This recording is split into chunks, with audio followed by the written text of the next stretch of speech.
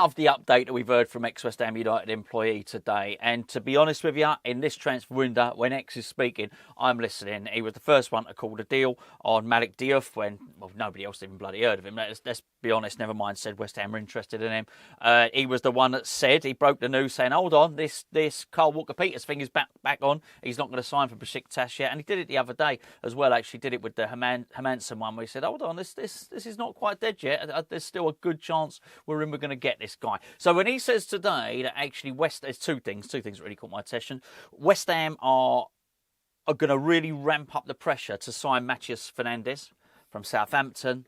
I thought, well, this is brilliant. And then the latest one that I heard, I might not have even heard them in the right order, to be honest with you, but they might have come at the same time, don't know. But I heard them in two separate stages, was that West Ham are still trying to convince Jacob Ramsey to sign for West Ham. Now, when I say still trying to convince, just in case you don't know and you've not been following the news, yesterday it was quite prominently put out there that he was quite close to signing a new deal with Aston Villa and he had no interest in joining West Ham.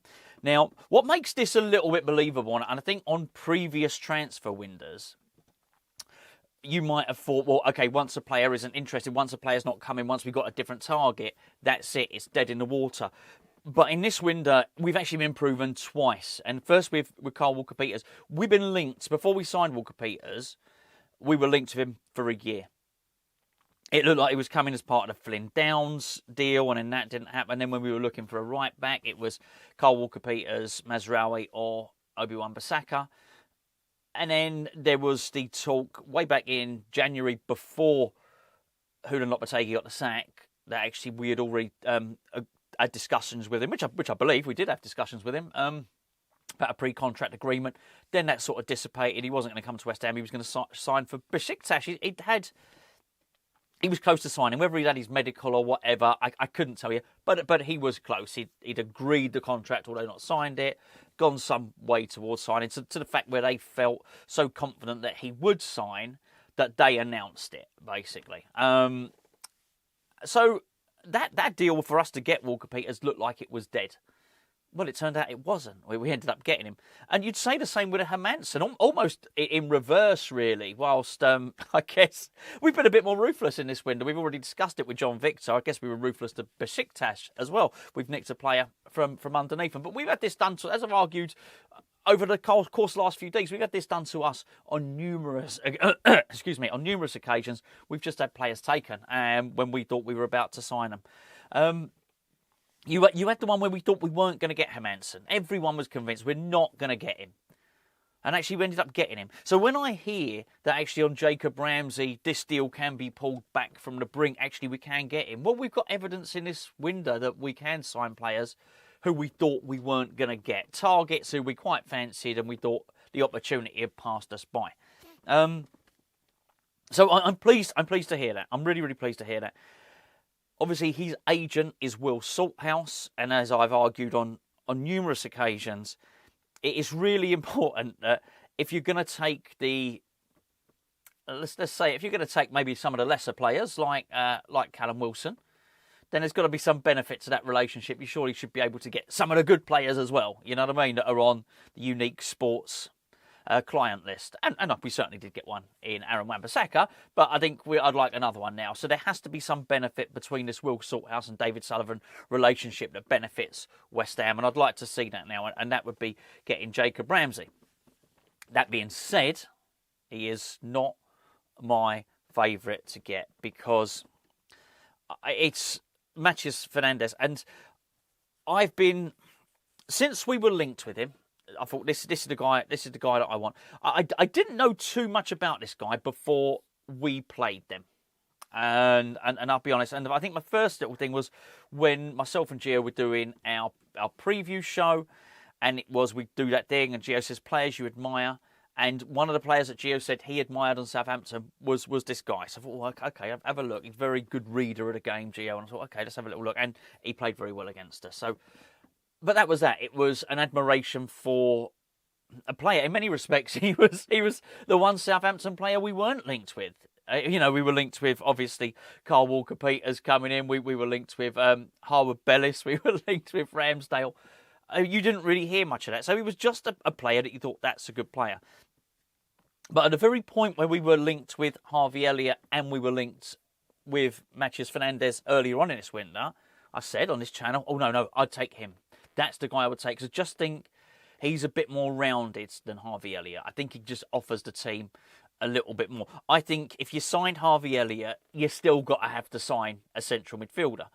And I think I still would maintain that Harvey Elliott would possibly have been the signing that we would have gone to get if Lucas Paqueta had got banned, because we'd have lost all sort of creativity. I mean, Fernandes gives you the ability to play him in central midfield. I think he's a really, really hard worker. I think he gets back, he puts the tackles in. Would he be known as a tackler? No, not at all. Not at all. But he does get back and he does do that. He will do that stuff. He will put his foot in. But it's what he brings in terms of the pass and move, in terms of carrying the ball forward, in terms of his technique. I think he's really, really good. And as I say, he's got that battling quality as well. I would love us to get this guy, and I'd love us to go all out and try and get him. The fact that he hasn't signed for anyone yet, again, is a good thing. Now, on the negative point of that is you hear he might prefer a move to Europe. Again, that's no reason to stop bidding. And this is, as I say, this has been a hallmark of this window. If we want to go and sign a player, we carry on, even if we get the knockback, even if it looks like we're not going to sign him, we still push this deal through. And I always maintain this. If it was going to be that we were going to then, after Callum Wilson, fill the rest of the squad with journeyman players, if you want, then you're looking at a very, very bad window. If what you're going to do is after you sign Callum Wilson, then you're going to sign Mads Hermansen, who's a 25-year-old goalkeeper, should really be our goalkeeper for years to come, and then you're going to go and sign a very young midfielder who's only going to get better, then that's a good thing to do. You'd look at it. We won't know. We won't know if this is a good transfer window until October or November, probably, right? We got once bitten, twice shy. We had that last season, right?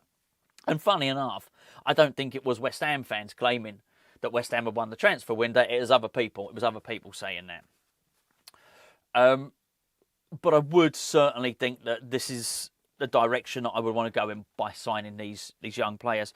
The other thing that I really like about, I think, both Ramsey and Fernandes is, and I want to make this point, I think Ramsey would be turned into pretty much a central midfielder, whatever you know, maybe a number 8 if you want. I think he'd be turned into that. I don't think he would be, like on the left wing, as it were, or a wide left midfielder sometimes, as you've seen with Aston Villa. I think he's got the qualities very much so for him to play in the middle, and I think he'd be a really, really good player. Don't get me wrong. Out of the two, my pick would be Fernandes. I just think he's brilliant. I mean, if you haven't gone and had a look, you can always, you know what I always say about YouTube clips videos, and that you start it up and then the first 30 seconds you don't see anything at all. The dance music, they're playing the dance music, you're seeing them celebrating, they're high-fiving, you've got very clever edits, you think, hold on, I've been watching this thing for 45 seconds now, not seen them kick a ball.